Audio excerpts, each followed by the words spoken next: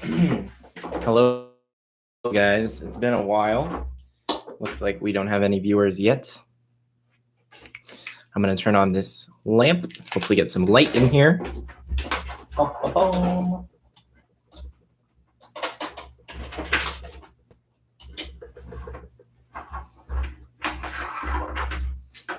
There we go. That nice shadow. Oh, my hair is so long. Looks like we have one viewer. Hello. Welcome. Where are you from? Me and my one viewer. It's very intimate. It's like a Zoom call, except I can't see you. Let me know if you have any questions about life, about college, about education, about entrepreneurship, about travel, about relationships. I am an open book. Happy to be back with these AMAs. As you guys have probably seen on the YouTube channel, I've been doing more of these longer form interviews. I call them college winterviews. I was really blessed with the fact that I had friends who graduated and went to tons of amazing colleges. So I have actually just been interviewing them over these past 2 weeks, and hopefully I'll interview more at a rate of about 3 to 4 friends per week, and that way you guys can get exposed and listen to experiences, students who attend colleges all across the states. Why was that so difficult? Oh my gosh, a little bit tired here. Right now it's 2 p.m. I'm in Brazil, so it's 2 hours ahead of Eastern time. I usually run these at noon on Eastern time. So it's been about a month since our last AMA. But yes, please guys, I'm here at your service. Unfortunately, I won't be doing the bit.ly/BotherKevin20 meetings anymore. However, I will be accessible to you guys on these AMAs. So if you guys have any specific questions, please. I just want you guys to know that I'm constantly rooting for you. Your success is my success. And I really mean it from the bottom of my heart when I say that I want you guys to do well and succeed, both academically, in school and college, and also socially and after you graduate. So if you guys have any questions whatsoever, feel free to ping me. What do you guys want to talk about?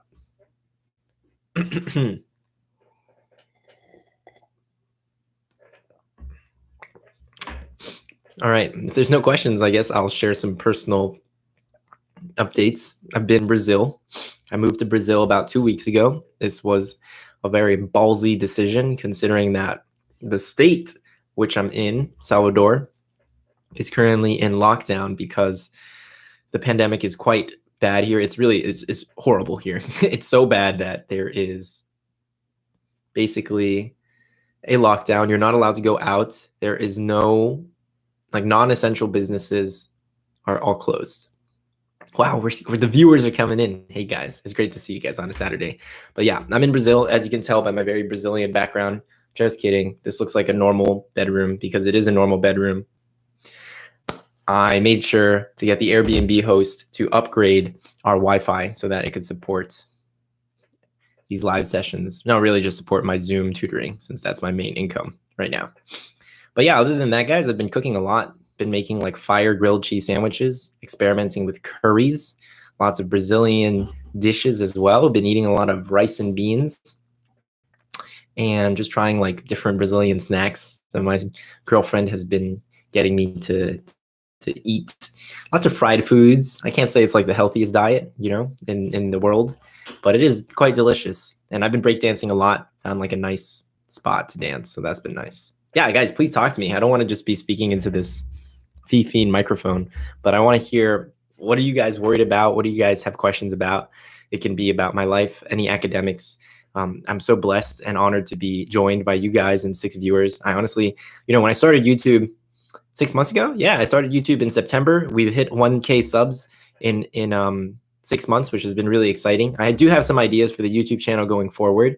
I wanted to create a series called 100 college how-tos. So the 100 most essential college topics that I just feel like everyone should know as they're approaching their college years. It's kind of like adulting, how to invest, how to read, how to memorize terms, how to decorate your room, how to fry an egg, how to cook, basic dishes, how to cook meals under $3. I think that could be pretty good.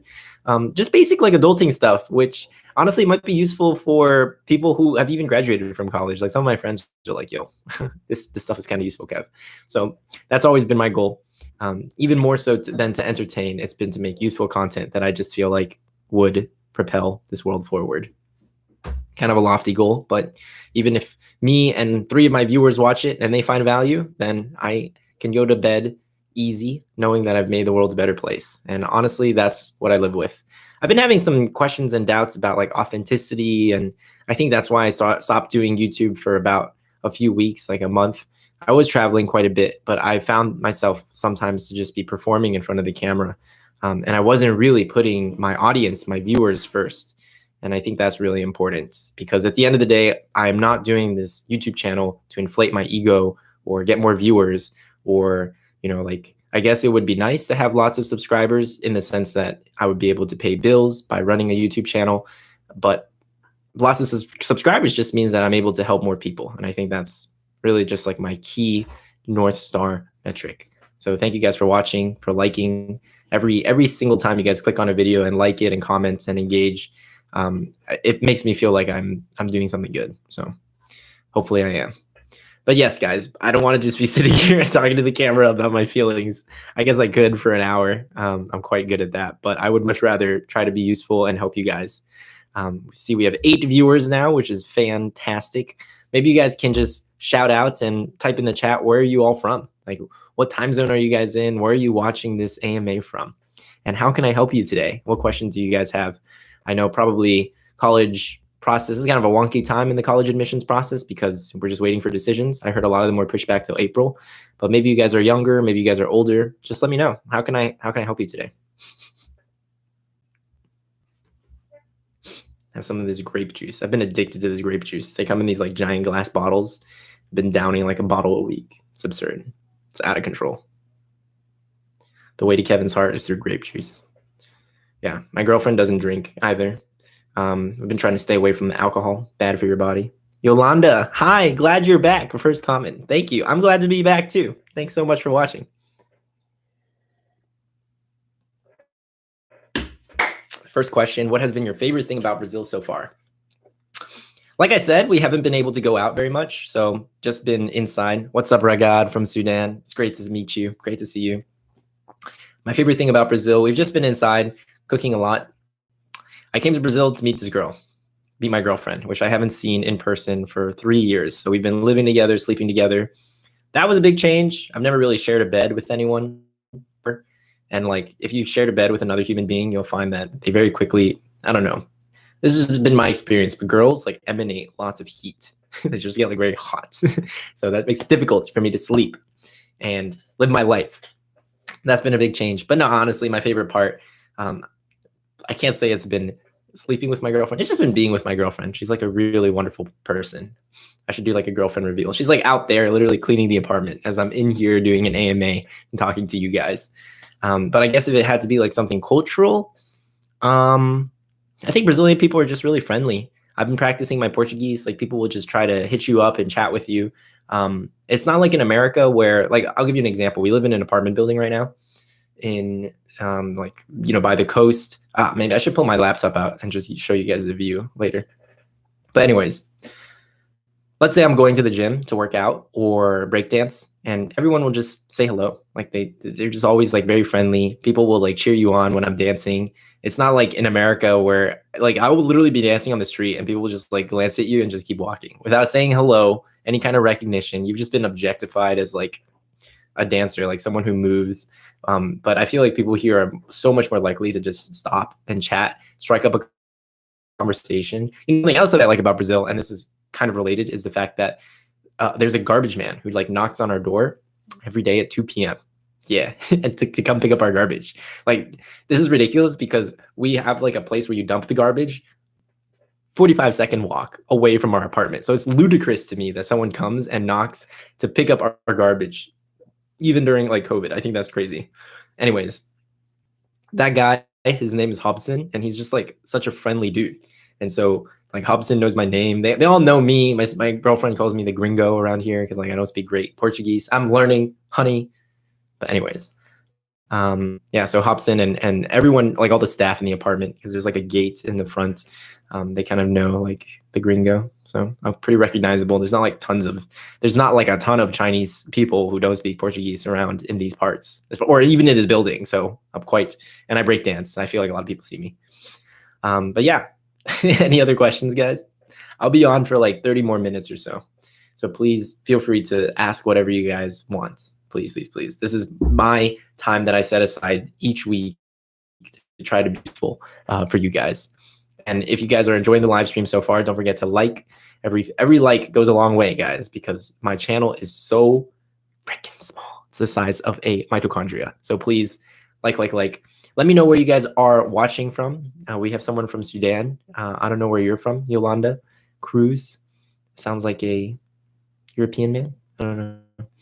Have you ever considered doing non-school related content? Yeah, I think that, I don't know, I've been having kind of a difficult time balancing between like the personal and private when it comes to YouTube. I do talk about a lot of very personal subjects, but I don't know if I'm ready to just like show you guys how I live and all that kind of stuff. I don't know why. I mean, maybe a few weeks ago I was like, that's not a big deal, but now it seems like so weird to kind of like monetize or like just, what is it called, like brag about my personal life or try to show like, hey, a productive day in the life of a Yale grad. Like those kind of like clickbaity titles just don't feel very authentic.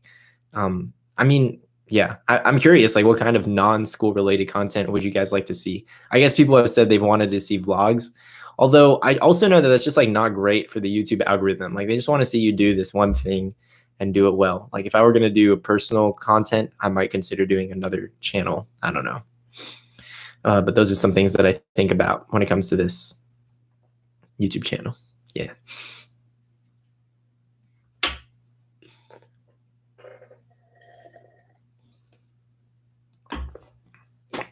Other stories? Let me think. Any book recommendations by Rasmus? Yeah, absolutely. I've been reading a lot of books. I love using Audible. So I listen to books when I am cleaning the apartment, when I'm cooking. I've been cooking a lot. I'm going to pull up Audible now and let you guys know some books that I really recommend. I love reading nonfiction. Yeah, so I've been reading books by Robert Greene, Greene. Let me type it in the chat. And he has these great books, which are like Laws of Human Nature. He has one that's called like the Laws of Power, 33 Strategies of War, which I really enjoyed. And then I've been reading books about Stoicism. Do you guys know what Stoicism is? It's like Marcus Aurelius, the ancient Romans. Yeah, I guess they're ancient Romans talking about what a life well lived looks like. So I've been reading some philosophy as well as biographies about like U.S. presidents, FDR. I don't know how I became such a nerd. This is ridiculous. But I've also been reading business entrepreneurship books like Tireless. I just love reading biographies. But honestly, my favorite books that I've read these last 6 months have to be Open by Andre Agassi, the tennis pro. Dune by Frank Herbert, which is one of the best science fiction novels ever written of all time. And then A Promised Land by Obama, which was fantastic as well. I try to read at least 2 books a week. Yeah, but I think trying to get closer to like 3, maybe even 4 books a week. Some of the books are really short. Like there's books and then there's books. Denise. Hey, Kevin, do you think major awards and accomplishments are necessary for top boarding school applications? Greetings from Istanbul, Turkey. So if you're going into boarding school, it depends. If you're an 8th grader going into 9th grade, you definitely don't need national awards. It would be nice to have like a state award would be nice, but at that stage, you're probably just like 12 or 13. Local awards will be more than enough. It depends too, Denise, if you are applying to a boarding school in America and you're from Turkey, then Turkey is kind of like a small country, like in the sense that it's probably not even as big as some US states. So it might be helpful to actually have a national Turkish award. The other thing is like, let's say you're in 10th grade or 11th grade, and then you're applying for boarding school as an 11th grader. Like some people go to these boarding schools just for 1 or 2 years. At that point, you're like, okay, this kid's like 14 or 15. I kind of expect him to have a little bit more underneath his belt. Like maybe he should have like a little bit more of an impressive award or track record at this point. So I hope that answers your question. Ethan, hi. Hello. From Uganda. We have Uganda, Sudan, and Turkey. So many of my subscribers are from the continent, the beautiful continent of Africa. And then I would say like at least 10-20% of my viewers are from India. And of course, like half are from America. So, and now I'm in Brazil. Yeah, guys, what other questions do you guys have? Rasmus asking about book recommendations. Rasmus is from Germany, from Munich, right, Rasmus? I ended up, now I coach him. So that's another thing that I do, guys. I really love coaching and helping some of my subscribers. At this point, I think I've like made enough where it's really not about the money. It's about helping you guys. So if you want one-on-one tailored coaching, email me at kevin@zened.com. We can meet every week. We can meet every other week. My normal rate is about $100 an hour for these kinds of services, but I do offer financial aid. And if you guys, can only afford $20, $30 an hour, that's fine. We'll strike up and we'll negotiate a deal that's just fair to both of us. So at the end of the day, I do it for the kids. I'm trying to help you guys. Yeah. Hi, Charlie. Finally made it to an AMA. Yay. Yeah, I mean, I didn't do any in February, so sorry about that. That's on me. But there will be AMAs every Saturday for now until the rest of the time, until something terrible happens, or I'll let you guys know if things change. I'm really excited to hit 1,000 subs, guys. Woo! Thank you guys so much for your support. 1,000 subs is like a really big deal. Next up would be like 1,000. We'll see. Oh, Lizzie. Hey, Lizzie popped in. What's up, Lizzie? It's great to see you, as always. Lizzie is a senior from Texas, and she is about to start her first year at Yale. So shout out to Lizzie. Congratulations. Got into Yale. It's going to be great. It's going to be really great. Jason said, just came back from Brazil after 6 years of living in the US. It was such a culture shock, even though I lived there my entire life. How are you enjoying the country? I wish I could enjoy it more, guys. Like there is a beach, a literal beach that is 3.7 minutes from my apartment, and we're not allowed to go to the beach because we are in, a state lockdown, mandatory lockdown. So we have to stay in the apartment. We can go out. It's like, we could go to the grocery store and buy stuff, which we did yesterday, and that was nice. Like, I still think that's like a really cool adventure. For me, I don't know why. Like, I like traveling. Yeah, let's talk a little bit about traveling, because I like doing like very mundane things in foreign countries, like going to the grocery store, chatting people up there, like looking at the different brands, looking at prices, the order of a grocery store, trying their snacks. Like all that to me is really exciting stuff. And also going to malls and movie theaters in foreign countries, just seeing like what does consumerism in Thailand look like compared to America. There was actually one of my favorite memories ever was going to this mall in Thailand. It's actually the biggest mall in Asia. So my friends and I spent an entire day there, and that was nice because it was so freaking hot in Thailand and we were in AC the whole time. Guys, there was an entire floor, like hundreds of square meters, dedicated to a food hall. There must have been like 50 restaurants on that floor. Like we stepped into that floor. There was an escalator leading down to that floor, and we started crying. It was literally the most glorious thing I've ever seen. So there's going to be an interview, guys, that I'm going to upload tomorrow with my best friend Hiro Kawana. So keep your eyes peeled out for that. And the reason I'm mentioning it is because, number one, Hiro is a really cool dude. He is a environmental engineer at Brown, and he talks a lot about traveling. He traveled to more than 20 countries during his gap year.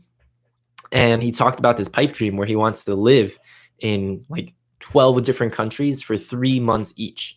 And that's how I kind of approach traveling as well. Like I don't want to go to France and just like snap photos of the Eiffel Tower, eat like baguettes and leave. That's not really a travel experience. I would much rather live with a French family or work at a French cafe. You know what I mean, guys? And like engage with the locals or like read French literature. Even if I can't read it in French, I'll read a translated copy, but I want to immerse myself in that culture and maybe talk to people, maybe like run YouTube while I'm in that country. Another idea I've had is I'm interviewing people. I just like really, really love talking to people, sitting and just like, I love talking. When I say talking to people, yes, I'm talking for a tiny bit, but actually they're talking for the majority of the time, like 50, 60 minutes. And I'll sit here and listen. And I prefer doing that actually than running my fat mouth. So that would be nice as well, to go around the world and just like interview people, talk to them about education or their lives. Yabase, Solomon. They say Brazilian people are beautiful. You ran into Brazilian locals? Yeah, ran into some locals. We don't talk too much, obviously. You try to stay like 6 feet apart, all that kind of stuff. Sometimes Brazilian people don't wear masks. I think it's a cultural thing. So that's a little bit funky. But my girlfriend is pretty anal about being clean. So I come home, like wash the hands like crazy. We clean like our groceries pretty intensely, including like the bottles and the outside coverings, but you can never be too safe. So far been staying healthy, fingers crossed. Health is our greatest wealth, guys. But yeah, I'll get tested for COVID maybe in another day or two. How does the mic sound, guys? Everyone hear me closely? I might turn up the mic a little bit. Okay. Yeah, guys, any other questions? We're joined by 12 people, 2 likes. Don't forget to hit that like button. That definitely helps the AMA out. I'll be here for 20 more minutes or so. But yeah, guys, feel free to ping me with any questions whatsoever. Thank you. Yes, now we're at 3 likes. We went up by a whole 100%. Fantastic. Thank you. Thank you. Thank you, guys. Can't thank you enough.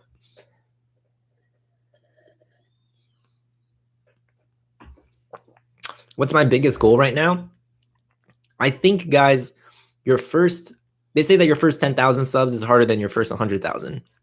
Getting to 10,000 subs would be absolutely just ludicrous to me.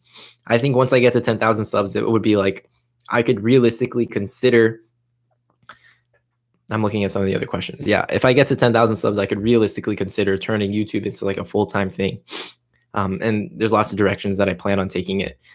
For now, just kind of, yeah, playing it by ear, trying to upload 2-3 videos a week. There's the interviews, and then there's that new series that I talked about, which I think could be fun. It's been a little bit tricky filming, editing. Back home, I had like a more powerful computer. I guess I'm making excuses, honestly. Some of the filming can be a little bit tricky because of the lighting and the tight spacing. And it is so damn noisy here sometimes, guys. There's like a dog that just yaps, and like you can hear everything. I literally just heard my girlfriend open the drawer and take out a fork because the walls are so thin. That makes it hard to record. But record quality content that I think you guys will enjoy.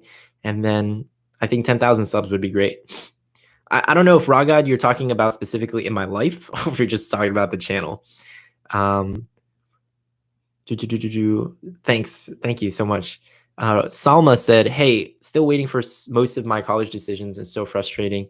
Do you have any advice to relieve stress? In fact, yes, I do. I have an entire video dedicated to like managing your college admissions anxiety, but I will sum it up now, which is basically, oh yeah, there's a lot of good questions. Okay. So Salma, dealing with college anxiety, I think every student has gone through it at some point. The number one thing to do is just not relinquish, but to take back the control, right? Like at this point in time, I think a lot of people are thinking, I'm just waiting to hear back from decisions. All of my future rests in this college admissions officer's hand, which is partly true. And there's another side of the coin, which is that having some kind of tailored strategy or some reaction way of taking back that control. Like, let's say you get into your top school, then of course you'll go. You might have to look at the financial aid, but chances that you'll go. Versus maybe you get into some of the schools on your list. What are you going to do then? Versus if you get into none of the schools on your list, what are you going to do then? Like, there is a very real possibility that you guys get into none of the schools, in which case you'll probably enroll in community college, or you can go do a gap year or reapply, something along those lines. Probably like a gap year or gap semester, or work for a year and then reapply. I mean, there's so many different ways to do a gap year. Definitely keep your eyes peeled for Hero's interview, which I'll release on Sunday because he had a really interesting gap year. Having some sort of tailored strategy and just saying like, if this happens, I'll do A. If B happens, I'll do this. If C happens, I'll do that. If D happens, I'll do this. Does that make sense? It's like a very almost like computer science way of reacting to your circumstance. How do I get better at brainstorming creative essay ideas? I think that the trick is practicing writing great nonfiction stories, writing creative nonfiction. Just take a moment and like, I feel like not enough young people do this, guys. This is such a good question. But basically, like, what has been the most influential moments of your life? What has been the best day of your life? The worst day of your life? The day where you felt like you grew the most? The day where you felt closest to a friend? The most difficult conversation that you had? I know all of these right off the top of my head because I think about them and I've written stories about them. So that makes it a lot easier to write great essays or talk about it during an interview. Does that make sense, guys? being constantly in this state of reflection, I think will help you come up with better ideas. And of course, you have to continue consuming not YouTube, guys, but like actual books, like read really high quality plots and fiction. The other thing that I've been really interested in storytelling for a long time, and you'll find that a lot of the most powerful stories are actually grounded in religion. That's right, grounded in religion and mythology. So think about Star Wars, or think about like Dune by Frank Herbert, which is, it comes off the story of like Muhammad, the prophet, versus Star Wars. You hear about some of the character arcs, and they literally mimic the same experiences that very famous Christian saints have gone through. So read those stories, guys. Read biographies as well. And I think that would be really powerful. I hope that answers your question, Charlie. Salma, by the way, I'm from Virginia, but I'm in Cairo now. QB finalist, and your channel is so helpful. Thank you guys so much. Oh yeah, it would be amazing if you could interview a low-income international grad. Low-income international grad of PEA. Wow, there's just very few low-income international grads of PEA to start off with, Denise, because typically the international students are the ones with a lot of money. I would say that out of the international students at Exeter, like what percent of them are on actual financial aid? Less than 10%. I don't know, that's kind of harsh. Maybe less than 30%. There's not a lot of international students, even fewer international students on aid. Then, the international students on aid that got into top universities, I think, again, I don't even know if the international students are on aid or not. So that's kind of a tricky one. I'll try. I'll definitely try. And Zhao, I have your interview today. Any tips? Also, congrats on 1K. Yes. Remember, guys, that your interview and when you are communicating, more than 50% of communication is nonverbal. Let me repeat that a different way so that you guys can understand that. More than 50% of communication is nonverbal, right? I just said the same thing in two different ways. And obviously, there were two very different kind of reactions to that. If I were you, I would practice doing like a little bit of a mock. Even if you have 15 minutes today before your interview, it would be really nice to record yourself and see what you look like using facial expressions, eyebrows. I mean, there's so many little tips and tricks, eye contact, hand motions, voice, intonation, reflection. And also, since it's a Zoom interview, this goes for any of you guys doing interviews these days. Oh my gosh, my eye is so itchy. I need some cream. Any of you guys doing Zoom interviews, you can always have like notes literally on the side that you can look at for launching points about certain stories. Those are just some general tips for all interviews. And I would say the one thing that you really want to get across, guys, is a sense of generosity, that you care about others and your passion. If you can combine those two, like for me, I've combined those two because I'm really interested and passionate about helping you guys get educated, getting to the next stage of higher education and things like that, right? And hopefully you guys can kind of see and feel my passion for you guys because that's what this whole channel is about. So yeah, I hope that answers your question, Anna. Guys, any other questions about interviews, about college, about studying, about Brazil, whatever you guys want to know, I am in open book.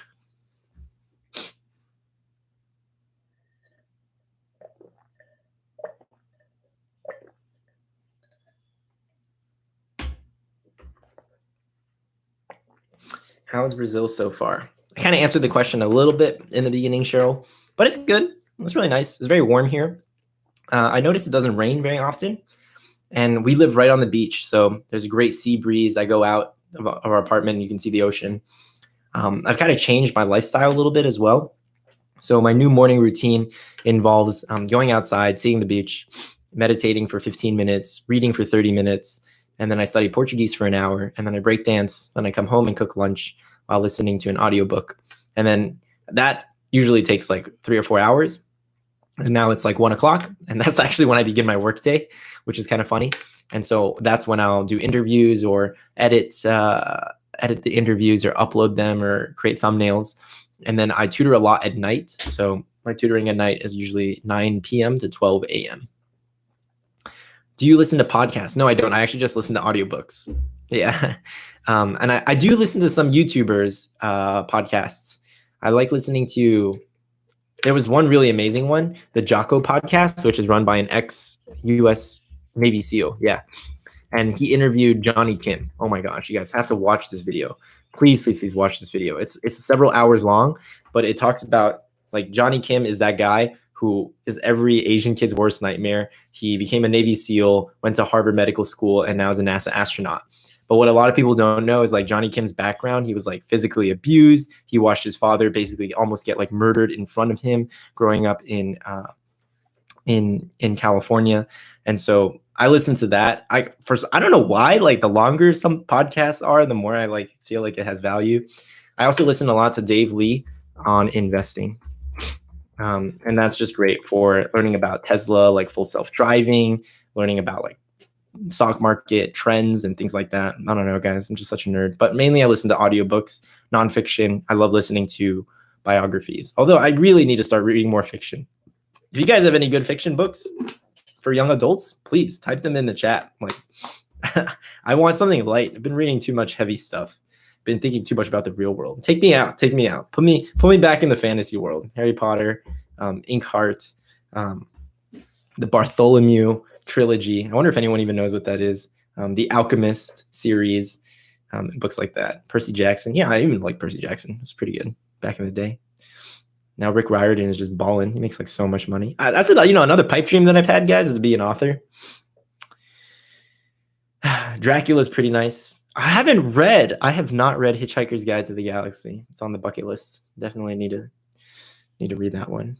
Could probably read it in a day. I've been reading a lot of books about love, emotional intelligence. It's kind of funny because like all these books are targeted for women, usually like 30-year-old women, and I'm reading this as like a 22-year-old male. Any books with good plots? I wrote some books at the top. Please read Dune. Just read it, guys. It's like probably one of the best books of all time ever written, like top 100. Yeah, most influential and just best books, period. So read that book. There's lots of what are they called? Sequels to Dune. All right, guys. Any other questions, concerns, doubts, feelings, emotions? Books. Maybe I should start like a little reading club with you guys as well. That could be nice. I feel like the people who join my channel are not like the kids who want like really quick, fast answers. They're like kids who are already like quite motivated, get good grades. I've never, I used to do this like bit.ly/botherkevin20 meetings. And the kids who would hit me up would never be low achieving kids. Like every kid would have a GPA in the top 10%. I was like, what is going on? Like the kids, maybe this just speaks to like those kinds of kids, the kids who watch the channel and are willing to reach out, like always have a good GPA. I've never had a kid reach out to me and be like, my GPA is like really bad. Like, can you just like fix everything for me? It's always just been like, hey, I'm doing good. How can I get better? How can I get great? I was just like, you don't need me, guys. Like you guys are doing really, really great. Rasmus, do you plan to live in another country later on in life? Guys, funny story. I might become a professor, a Chinese business professor, and move to China. We'll see, maybe. I definitely plan on living in different countries. Like I've always wanted to live in England. No, not England, the UK. Not the UK, sorry, Europe. I always get those confused. This is horrible. Yeah, I've always wanted to live in like a small coastal European city, maybe like go to Italy or Croatia, I don't know, or the Middle East, I think would be really fun. I want to live in lots of different countries. Like one of my dreams is to travel to 100 countries straight up. I don't do the Bother Kevin 20s anymore, guys. Maybe I'll raffle them out if and have you guys meet with me. But I think at this point, I've met with over 120 students for 120 times 20 minutes. That's a lot of hours. And now that I'm in Brazil, I just want to spend more quality time with my girlfriend. I flew all the way over here rather than doing Bother 20s now. I could save those for later in the summer or maybe in the fall when I'm not here in Brazil. So about the Chinese business professor thing, as it turns out, like, I had tutor writing, and one of the kids' mom runs a program, and this program is for Chinese business school students. Although technically it's like an undergrad program. So the kids are like 19, 20-ish. And the professor fell in sick, and she's a PhD, she has a doctorate in business communication, and they want me to possibly teach the class and substitute. So I would teach like the 64-hour class. And if it goes well, they might want me to go and live on the campus in southern China. So that could be a really cool opportunity. I have always wanted to be like a teacher in a more official capacity. I don't think anyone would really call YouTube like super official, but it might be nice to have some like really official professional experience as well. Adeola. I am currently a freshman at University of Nigeria and want to apply as a first-year applicant to Stanford. Can I indicate the courses I've taken in my current university? Yes, when you send a transcript over to the school, they will see all the courses that you've taken and your grades. So yeah, that's a required part of the application. So I think they will see that. Yeah, guys. Yep. They'll, no matter what kind of school you're applying from, community college, international school, a state school, transferring from, I don't know, Yale to Stanford, they will see all the grades and classes you've taken. They'll have a complete copy of your transcripts for sure. All right, guys, we have about like 10 minutes left. If you have any burning questions that you have to ask me, please, now is the time. I'll be back next week, of course. But it helps if you guys show up with questions so that I don't just like sit here and blabber about my personal life, which I don't know. I don't know if you guys even think my personal life is interesting. There's nothing much going on. I'm a pretty like normal dude. Just been experimenting a lot with recipes. I like cooking Latin American cuisines and pastas. Like I just love pasta. So if you guys know any good pasta dishes, I'm a sucker for pesto. Yeah, pretty like tame life. Just been really grateful for what I have so far. I don't think I need like $1 million house or a skyrise apartment to be happy. Like I'm coming to Brazil, hanging out with my girlfriend, watching TV, cooking good food, teaching on the side has been probably like one of the happiest 2 weeks of my life. I am self-employed full-time at the moment. Yeah, I make about, should I share this? Yeah, I'll share it. I made like 70K tutoring since March last year. But the good news is like I am very frugal, so I don't even think I spent 10K. So 10K. Yeah, so I just like invested 60K in the stock market. And that's probably what I'll keep doing. Rent and like living costs in Brazil are super cheap. Cheryl, if you scroll up, I already responded to the books that I'm currently reading. So I'll respond to why Numis Metals Collectors. Where do A- GPA average people from Exeter end up? They end up at top 20 schools like Williams, Amherst. I mean, I had an A- GPA. That was my GPA, and I ended up at Yale. So hopefully that is a sign. I think maybe like B+ B average kids will end up at still great schools, Colgate, Tufts, just not like Ivy League schools. Yeah. A- kids go to U Chicago. Like name any top 20 school. There's A- kids there. Pomona, the great like California liberal arts schools, Trinity. Charlie Duong with another question. Charlie, I love your engagement, man. Do you have any tips on how to take college classes in high school? Local community college and uni have restrictions. The local community college. Okay, so I guess there's two things that I can think of, which is one, you could enroll in a summer program and you might be able to get college credit for that. The second is if you, I don't know how legit this is, but like some of those like masterclass, or there was an ad about this new program that had been launched where you can watch like lectures online and then get college credit for them. I would try it. I think what really proves to the college that you're legit is if you self-studied for the AP and then you got a 5 on the AP, right? If you like self-studied for psych, they don't really care how you studied, but the results, you got a 5, like that shows that you can skip the course in college.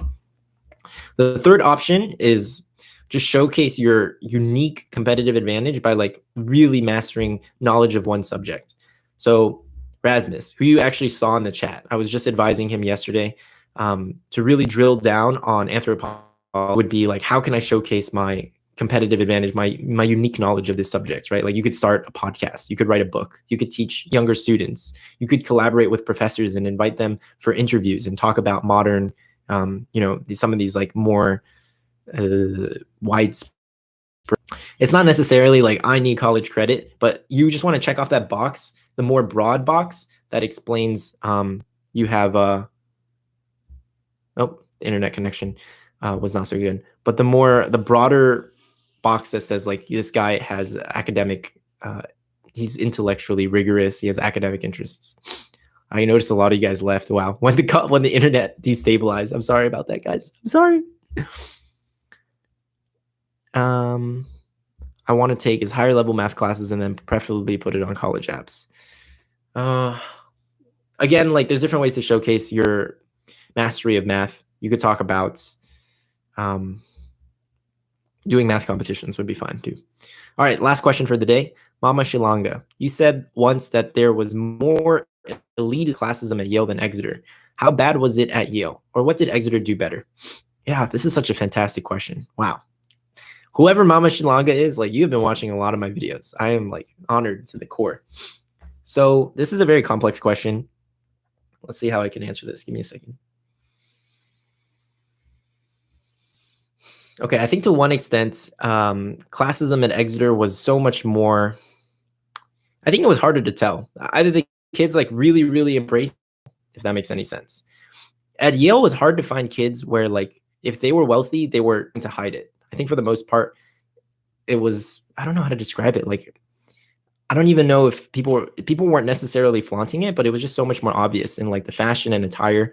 I just remember at Exeter, they were like very wealthy kids. One of my best friends, he's like, his room was so dirty, and I was like cleaning his room and helping him out, and I like bought him some Chinese food and we were eating it together. Years later, I found out that like his family has 2 Teslas, and this was like in 2015. And I was like, why am I buying you Chinese food with my like meager $10 allowance? This is crazy. But it was just things like that, which was like pretty, I don't know, it was so hard to find at Exeter. The other thing, guys, is people just didn't care as much because you were forced in this dorm and you live with those guys for years, right? It's like a 40, 50 person dorm. Everyone is just constantly mingling. There's a lot of cross-pollination. People just don't care about that kind of stuff. And yeah, I mean, some kids sure had more privilege and more economic security than others, but it was never like a malicious thing. I don't know, or like something that separated people. I think that's the best way to put it. Yeah, it was never something that separated people. So I'll give you an example. There were kids in the dorm. Some of them had Xboxes and some of them had PlayStation. You know, simple. The kids who had Xboxes, every single one of them, would leave their room unlocked and you could go and play their Xbox anytime, no questions asked. Seriously, like that's the culture that we had in our dorm. There was never any fear whatsoever of people stealing an Xbox. And then later, when I became a proctor, like I think I bought like an old used Xbox. And then when I left, I donated it to the dorm. I just like left it in the basement. I was like, you guys can play whenever you want to. That's kind of just what the situation was like. Oh, Charlie, I should make a Discord server. Word. All right, I'll try it.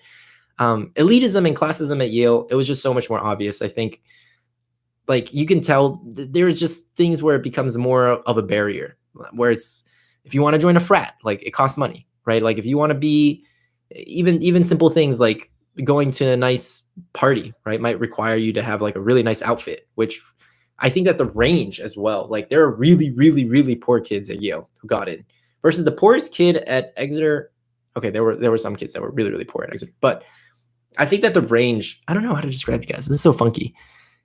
I think that at that point in time, like if you were poor at Exeter as well, like people you could talk to the financial aid office and they would buy you clothes. But then again, that's true at Yale as well.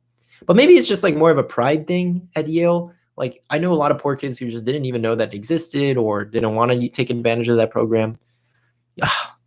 It's such a complicated question. I did a horrible job answering it. I did a so-so job answering it. Let me think more about this and talk about it another day. For those of you who just joined, I'm so sorry. I'm going to have to end the AMA here. I'll be back next week for more questions. I'll try to start a Discord server like Charlie said. And thank you so much for tuning in. I love you guys so much.